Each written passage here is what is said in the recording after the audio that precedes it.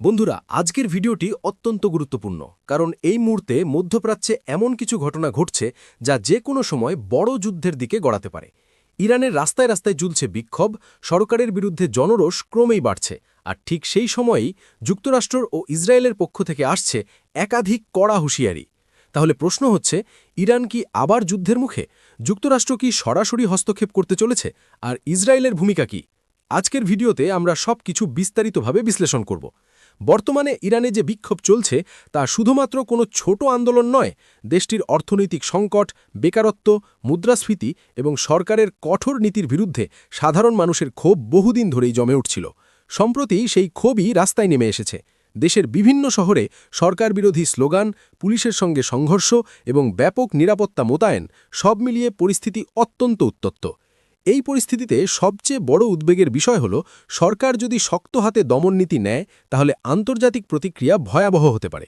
এই প্রেক্ষাপটেই মার্কিন president Donald Trump গত কয়েকদিনে একাধিকবার মুখ খুলেছেন। ট্রাম্প সরাসরি ইরানের শাসকদের উদ্দেশ্যে বলেন, বিক্ষোভকারীদের বিরুদ্ধে বল প্রয়োগ করা যাবে না।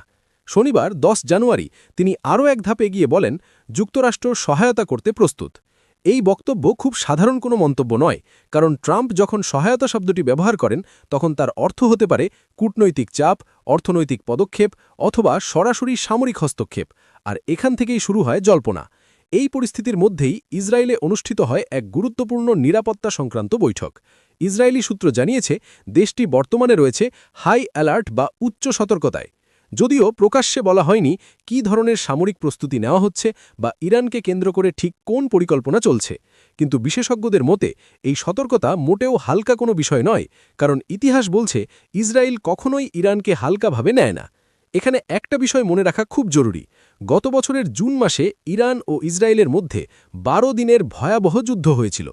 এই যুদ্ধে যুক্তরাষ্ট্র সরাসরি ইসরায়েলের পাশে দাঁড়িয়ে যৌথ বিমান হামলায় অংশ নেয়। সেই যুদ্ধের ক্ষত এখনও শুকোয়নি, আর ঠিক সেই আবহেই নতুন করে উত্তেজনা বাড়ছে। শনিবারই আরেকটি গুরুত্বপূর্ণ ঘটনা ঘটে।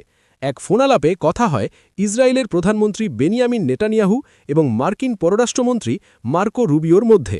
এক ইসরায়েলি সূত্র জানিয়েছে, এই আলোচনার মূল বিষয় ছিল ইরানে যুক্তরাষ্ট্রের সম্ভাব্য হস্তক্ষেপ। যদিও আমেরিকা ফোনালাপের প্রথা স্বীকার করেছে, কিন্তু আলোচনার বিষয়বস্তু প্রকাশ করেনি।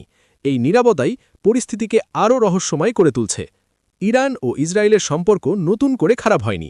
দুই দেশের মধ্যে দীর্ঘদিনের দ্বন্দ্ব রয়েছে, বিশেষ করে 3টি কারণে। প্রথমত, ইরানের পারমাণবিক কর্মসূচি, ব্যালিস্টিক মিসাইল উন্নয়ন এবং ইরানের বিভিন্ন প্রভাবশালী মিলিশিয়া গোষ্ঠীকে সমর্থন। ইসরায়েলের স্পষ্ট অবস্থান, ইরান কোনোভাবেই পারমাণবিক শক্তিধর দেশ হতে পারবে না। এই কারণেই যে কোনো অস্থির পরিস্থিতিকে ইসরায়েল সম্ভাব্য হুমকি হিসেবে দেখে। সম্প্রতি দ্য ইকোনমিস্ট পত্রিকায় দেওয়া সাক্ষাৎকারে নেতানিয়াহু স্পষ্ট ভাষায় বলেন, ইরান যদি ইসরায়েলে হামলা চালায় তার পরিণতি হবে ভয়াবহ। তিনি আরও বলেন, ইরানের ভেতরে কি ঘটছে তা আমাদের দেখতে হবে। এই বক্তব্য ইঙ্গিত দিচ্ছে ইসরায়েল পরিস্থিতির দিকে খুব গভীর নজর রাখছে। তাহলে বন্ধুরা, প্রশ্ন থেকেই যাচ্ছে, ইরানের বিক্ষোভ কি বড় যুদ্ধের সূচনা? যুক্তরাষ্ট্র কি আবারও সরাসরি মধ্যপ্রাচ্যে জড়াবে? ইসরায়েল কি সুযোগের অপেক্ষায়? আপনার মতামত কি? কমেন্টে অবশ্যই লিখুন। ভিডিওটি ইনফরমেটিভ মনে হলে লাইক দিন, শেয়ার করুন, আর এমন বিশ্লেষণ পেতে চ্যানেলটি সাবস্ক্রাইব করতে ভুলবেন না। ধন্যবাদ।